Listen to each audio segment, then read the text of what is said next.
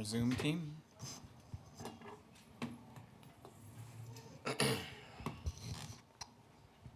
Zoom host will start the webinar. Thank you. Thank you. Good morning and welcome to the New York City Hybrid hearing on the subcommittee on zoning and franchises. Please silence all electronic devices. If you have to use your phones, please do that outside the hearing room. Also, there will be no food and drinking on the 14th floor hearing room, and please do not approach the dais. Thank you very much for your kind cooperation. Chair, we're ready to begin. Good morning, everyone, and welcome to a meeting of the Subcommittee on Zoning and Franchises. I am Councilmember Kevin Riley, Chair of the Subcommittee. Today, I'm joined by Councilmembers Showman, Salam, Carr, Abreu, Hanks, and remotely by Councilmember Moya. Today, we are scheduled to hold votes on 3 applications. The first vote is to approve LUs number 55 and 56 with modifications. This is a major regulatory initiative by the administration that is known as Zoning for Economic Opportunity, also referred to as ZEO. ZEO is the second of 3 major amendments to the city's zoning resolution, which regulates what can be built and the allowed uses within a building. The first initiative was zoning for carbon neutrality, which the council voted on last year. The second amendment is ZEO, and the third amendment is known as Zoning for Housing Opportunity. This third amendment was just referred to community boards, and council will vote on it later this year. Together, these 3 amendments to the zoning resolution are known as the City of Yes. I want to make it very clear to the public watching today and those in the room that today we are only voting on ZEO.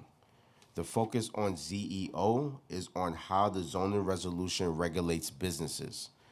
The city's zoning resolutions dates back to 1961, and many of the zoning regulations that relate to allowed commercial uses were written over 60 years ago. The issue is that since the 1960s, the city has significantly changed. In the 60s, personal computers did not exist, and heavy manufacturing was still a major part of the city's economy. Today, the city's economy is vastly different. Life sciences, healthcare, tech, and the film industry are now major sectors of the city's economy. Heavy manufacturing has been largely replaced by small-scale clean production. The city is a tourist destination for people around the world, and different types of entertainment that the city has to offer is one of the main reasons people visit New York City. How people shop has also fundamentally changed with e-commerce. The difference since the 1960s do not stop there. Work from home has also transformed how people commute and what residents expect of their neighborhoods. In the short, the zoning regulations that govern where and how businesses can operate are out of date.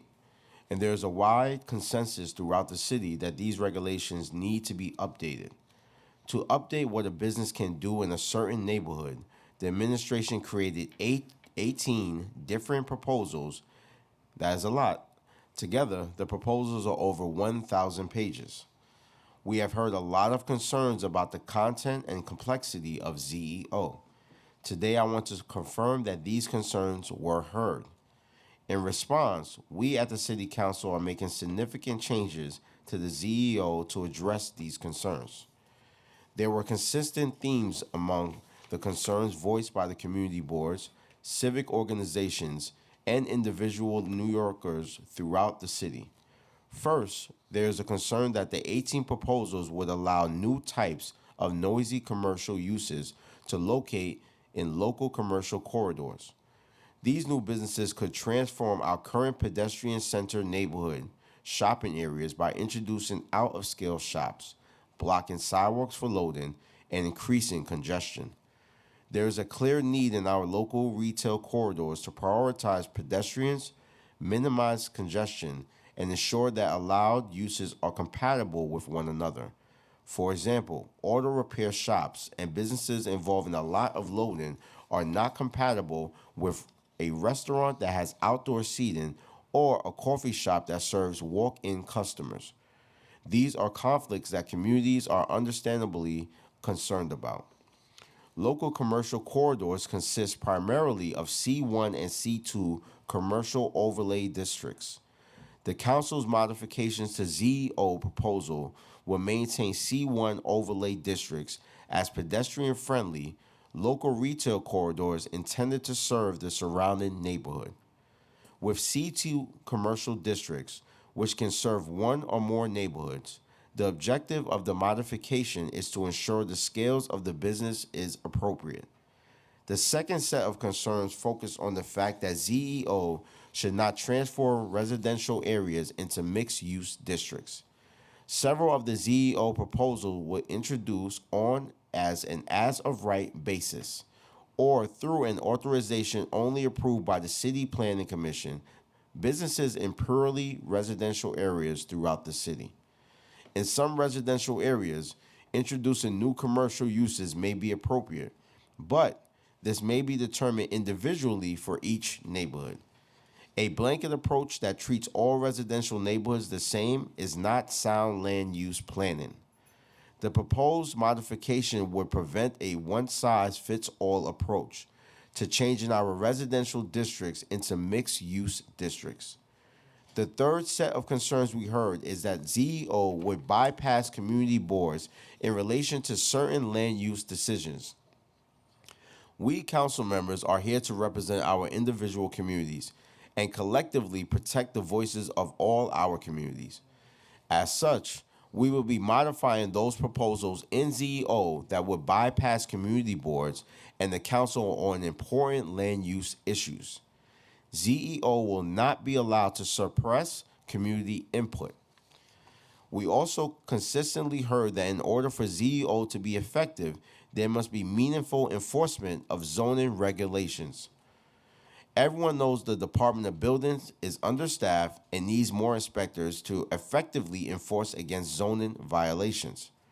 If we are going to revise where and how businesses operate, then it is critical that DOB have the needed resources to effectively enforce the new regulations.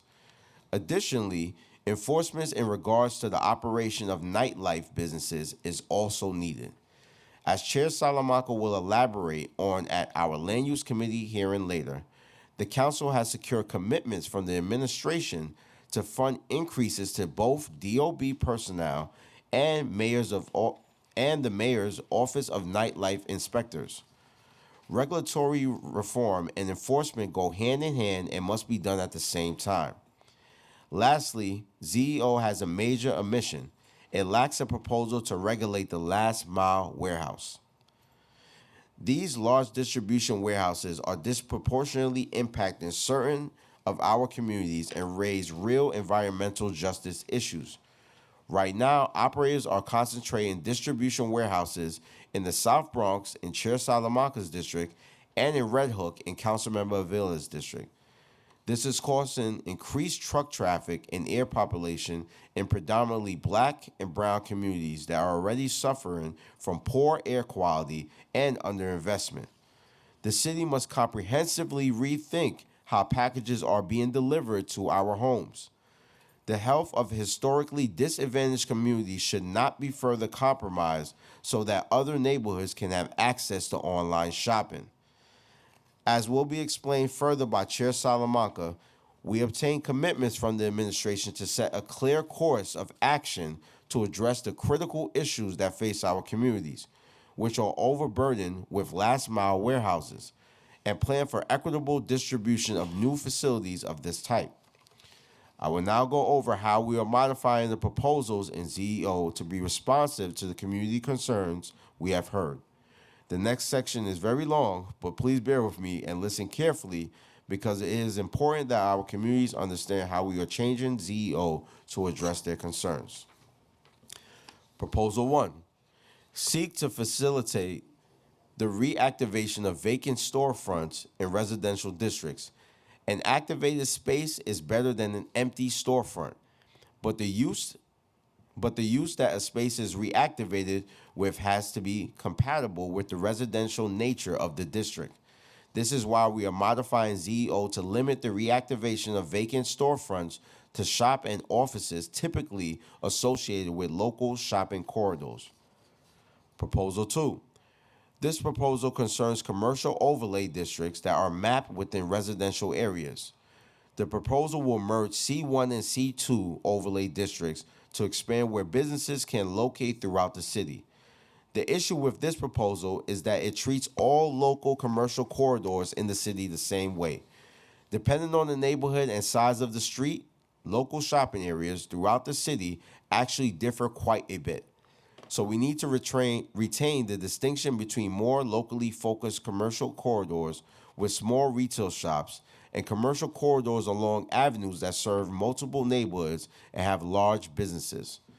We can preserve the character of our local shopping areas by excluding certain uses from C1 overlay districts, such as gas stations, car dealerships, auto repair shops, and laboratories. We are also modifying ZEO to place a size restriction of 3,000 square feet on certain types of shops, such as maker spaces, amusement-based businesses, and other repair and service businesses to ensure C2 commercial overlay districts do not become out of scale. We are also imposing size limitation ranging from 5,000 square feet to 10,000 square feet on certain businesses. Proposal 3. The city's manufacturing sector has largely shifted from heavy industrial uses to small-scale clean production. These small-scale production businesses such as bakeries, coffee roasters, and 3D printing do not raise the same environmental and nuisance concerns as heavy manufacturing. The administration's proposal here is to allow these small-scale clean production uses in commercial areas. While there is a small rationale for this proposal, it also needs to be sensitive to neighborhood context. This is why our modification is requiring that these new types of uses be limited to 3,000 square feet in C1 overlay districts outside of Manhattan and 5,000 square feet in Manhattan and C2 overlay districts. We are also requiring that certain of these maker spaces that could increase congestion or generate significant noise not be allowed in C1 overlay shopping areas that often have homes right next to or above businesses. Proposal 5 seeks to facilitate the conversion of office buildings by allowing more flexibility as to where different types of uses can be located within a mixed-use building. How people work has changed since the pandemic, and we need to adapt to it as a city. Currently, commercial uses can only locate below residential units in a mixed-use building. The proposal would allow commercial uses on the same floor and above residential uses if these uses have separated entrances, different elevators, and are completely separated from one another. Beyond these protective measures, we are also requiring that the vertical and horizontal separation between residential and non-office uses be strengthened. This modification will create more of a buffer between different types of uses, which will decrease noise and the vibration disturbances for residents in the building. We are further modifying the proposal to only allow eating and drinking establishments above residential units on rooftops in Manhattan and in downtown areas of the other 4 boroughs. The proposed modification will also require that the amusement uses be located below residential units. The amusement uses would be subject to clear maximum noise levels to further prevent potential disturbances to residents living in the building. This modification will also allow commercial uses on the second floor of neighborhood commercial corridors where it is currently limited to the ground floor only, but will prohibit the conversion of any existing apartments. Proposal 7. This is an innovative proposal to make the city's food supply more secure and less dependent on trucks by allowing indoor agriculture in commercial areas. Indoor agriculture is presently only allowed in manufacturing districts. This is a proposal that makes a lot of sense, but legitimate concerns were raised about size of these uses as well as the growth of cannabis. First, our proposed modifications prevent the growth of cannabis in commercial overlays. The growth of cannabis generates odors and is not a household item, which is why we are prohibiting its growth in local shopping areas located in residential districts. Second, in C1 commercial overlay outside of Manhattan, we are limiting indoor agriculture to 3,000 square feet. And in C2 commercial overlays, also outside of Manhattan, we are imposing a size restriction of 10,000 square feet. Proposal 8. Life sciences have become a major sector of cities' economy. This industry provides good paying jobs at all levels, and we should encourage its growth. That said, laboratories are not compatible with local retail corridors where residents go to pick up bagel and do laundry.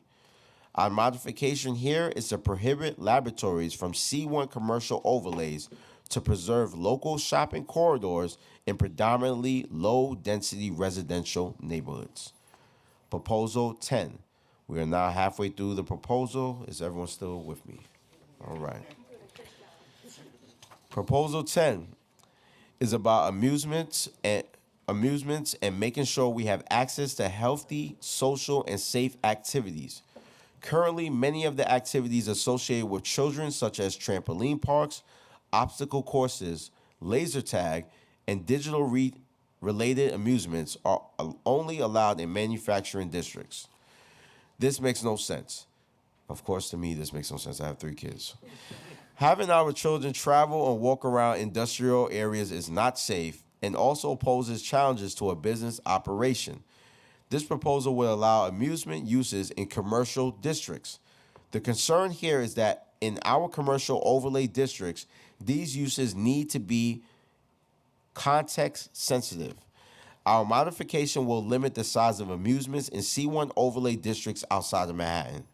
In Manhattan and in C2 overlay districts, a 5,000 square foot limitation will apply. We are imposing a size limitation of 5,000 square feet in C2 overlay districts outside of Manhattan and 10,000 square feet in Manhattan. In mixed-use buildings that have residential units, the proposed modification is to limit the location of amusement uses so that they are only allowed below residents. Proposal 11. This proposal is focused on home businesses and it drew a lot of attention. Here, it is important to clarify that the current regulation only prohibits a small number of home businesses, and the list prohibited uses makes little sense. For example, lawyers and accountants can have a home office, but not interior designers or stockbrokers.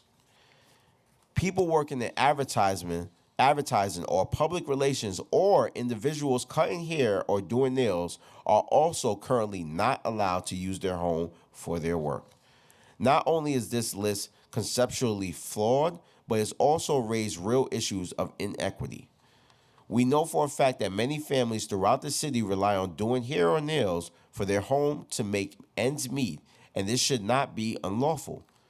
On the other hand, this proposal goes too far by increasing the number of employees allowed from 1 to 3. Doing hair for customers in your home is one thing, while running a 3-chair barbershop out of one's home is another. This is why we are going to modify the proposal to retain the current 1-employee limit. We are also going to continue prohibiting any businesses involving live animals. A home is not an appropriate place to run a kennel or for a vet to open up shop and take care of animals. With these modifications, we strongly believe that we will bring the zoning resolution up to date on home occupations while safeguarding the quality of life and safety of residents. Proposal 13 seeks to address a long-standing problem that afflicts certain neighborhoods. I am talking about auto repair shops. This is a real problem in the Bronx. Certain streets have been taken over by auto repair shops. This has created congestion issues, preventing pedestrians from using the sidewalks, and has negatively impacted surrounding businesses. ZEO will require new auto repair shops to obtain a BSA special permit before opening in any neighborhood. However, this does not go far enough. We are going to prohibit new auto repair shops from opening in our local shopping areas consisting of C1 commercial overlay districts. Auto repair shops, whether it be for tire or engine repair, are simply not compatible with pedestrian-centered retail corridors in residential neighborhoods. In the other zoning districts, we are requiring that the BSA analyze concentration of existing auto repair shops before it allows another one to open.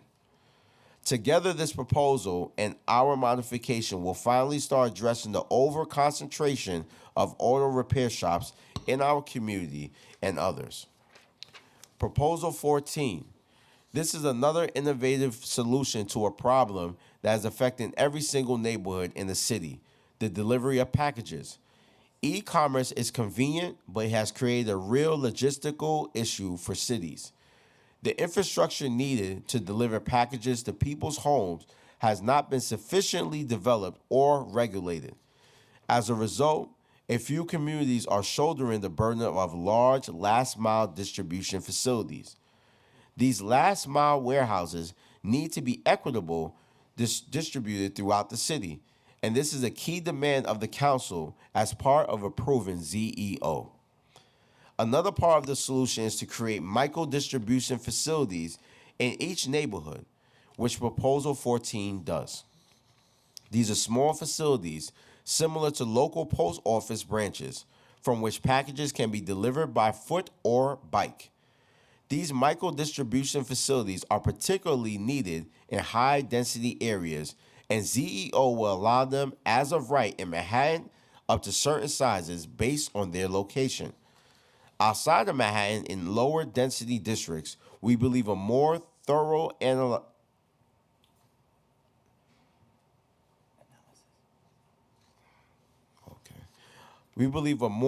analysis of what type of local distribution facilities are needed must be performed on a neighborhood level basis. So we require micro distribution facilities outside of Manhattan to apply for BSA special permit before they can open. The special permit will have size limitations and require BSA to analyze concentrations issues in order to prevent these facilities from taking over entire blocks and streets. We believe this two-track approach to micro-distribution facilities, along with the regulation of last-mile distribution facilities, will create a more effective and equitable package delivery system. Moving on to Proposal 15. There are large residential developments, primarily NYCHA and Mitchell-Lama campuses, that do not have access to everyday retail shops. Many of these campuses were intentionally located in areas of the city that are hard to access, and they are not well serviced. This proposal seeks to address this important issue by creating a city planning commission authorization that will allow businesses up to 15 square feet to open on these large residential campuses.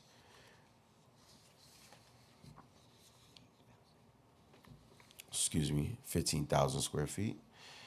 The concept of providing more access to retail is good, but residents of these large residential campuses and local community need to be the one who decides where shops are appropriate. This is why we are modifying the authorization to a CPC special permit that will be subject to a full ULURP. Proposal 16 is known as the corner store. This plan raised a lot of concerns. The proposal will have created a CPC authorization that will allow small businesses and offices to locate within 100 feet of an intersection in poorly residential areas. The concern raised by many community boards is that this proposal amounts to a citywide rezoning of residential districts. Corner stores may be appropriate in some residential districts, but this needs to be determined individually by each neighborhood. This is why we are removing this proposal from ZEO. This idea needs to be pursued through individual neighborhood rezoning. The Proposal 17, the film industry is a growing sector of the city's economy and that provides our communities with access to good-paying jobs.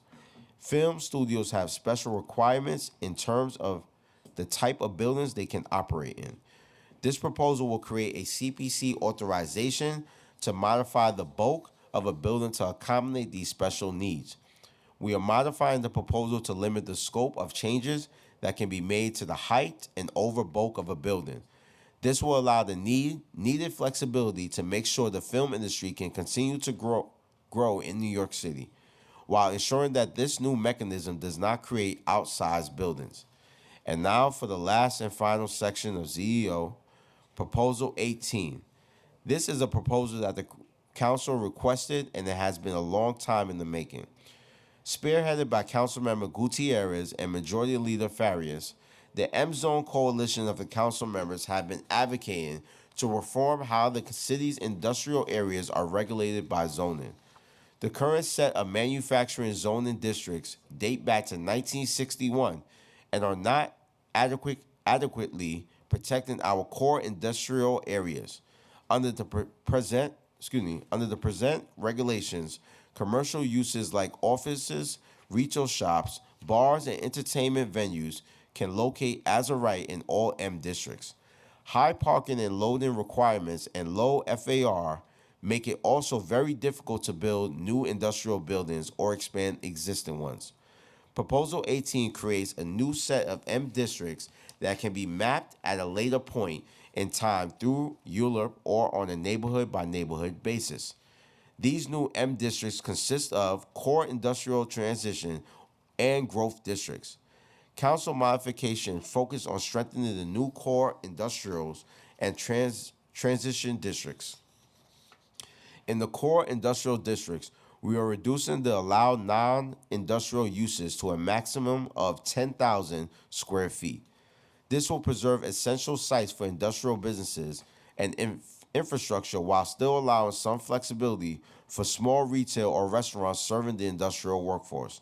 In the transition districts, we are increasing the size of the density incentive if dedicated industrial space is included in a building, and at least 50% of the ground floor will have to be reserved for the dedicated industrial space. In transition districts, supermarkets will be allowed up to 30,000 square feet to increase access to food stores. Lastly, new M districts mapped along the waterfront will require a 40-foot setback from the waterfront to preserve maritime freight access. Together, Proposal 18 with the modifications are a true game changer and will finally provide the needed tools to maintain the strong industrial base that our city needs to function properly and keep providing access to jobs for all New Yorkers. I just discussed a lot of information. We will be posting materials on the council's planning and land use webpage that explains the changes we are making to ZEO. I hope your main takeaway from today is that we really listen to the concerns expressed by the communities throughout the whole city and modifying ZEO to squarely address these concerns. Okay. We are also voting to approve LU 74 relating to a project known as the 15-21 West 124th Street. Applicant is seeking a text amendment to facilitate the development of a residential building in Harlem within Councilmember Salam's district. The proposed text amendment will reduce the required parking in an R7-2 residential district within the 125th Street Special District. This reduction will facilitate the development of a new 7-story, 33-unit residential building at 15-21 West 124th Street. Councilmember Salam supports this proposal. Council, are there any council member with questions or remarks at this time? Members who are appearing remotely who have questions or remarks about today's item should use the raise hand button. Council will announce members in order their hands are raised. Any comments? Chair, council members do not have any questions at this time. Thank you. I now call for a vote to approve with modifications LUs 55 and 56 relating to the zoning for economic opportunity text amendment proposal, and to approve LU 74 relating to the 15-21 124th Street text amendment proposal. Council, please call the roll. Chair Riley, I don't know. Councilmember Moya, Aye on all. Councilmember Abreu, Aye. Councilmember Hanks, Permission to explain my vote? Permission granted. Thank you, chairs. Firstly, I would like to take a moment to thank the Department of City Planning, City Council, Land Use, the administration for their diligent efforts with City of Yes for economic opportunity. Your dedication to community outreach and education, as well as your willingness to modify the proposal based on your feedback, is truly commendable. There's a lot of good things in here. However, despite these efforts, it's important to note that the civic organizations, constituents, and community members in my district simply do not agree with the proposal. And as a representative of Staten Island's 49th District, it's my duty to honor and follow the collective voice of my constituents. So therefore, I will be voting no on land use items 55 and 56, and aye on all the rest. Thank you. Councilmember Shulman, Aye on all. Councilmember Salam, I vote aye. Councilmember Carr, Permission to explain my vote? Permission granted. Thank you, Chair. I want to just mention that I think that the zoning for economic opportunity text amendments have improved by leaps and bounds, and I want to commend the land use division staff here and all those of my colleagues who worked to kind of reach this point. So many of the aspects that were incredibly troubling to me and those I represent are no longer in the text amendment, thankfully, corner stores, chief among them. But I believe that as I look at this text amendment, there's not really anything here that I believe is actually going to improve the quality of life of the people I represent. And there are a couple of items still in this text amendment that give me pause and for some concern. In particular, the micro distributions being permitted with the BSA process in C1 and C2s outside of Manhattan, and this expansion of some acceptable home business uses that are not currently allowed under the current zoning text. So there's a lot here that I think is sort of no impact or no moment to the people I represent. And then there's some items which could end up not meaning anything in the long run, but could possibly have negative externalities down the road. And so in an abundance of caution, I'll be voting no on those two land use items 55 and 56, and yes on land use item 74. Thank you.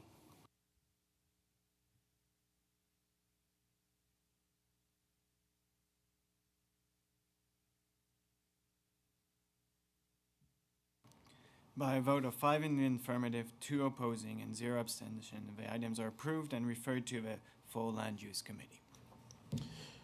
Thank you, Council. That concludes today's business. I would like to thank the members of the public, my colleagues, Subcommittee Council, Land Use, and other Council staff, and the Sergeant at Arms for participating in today's meeting. This meeting is hereby adjourned. Thank you.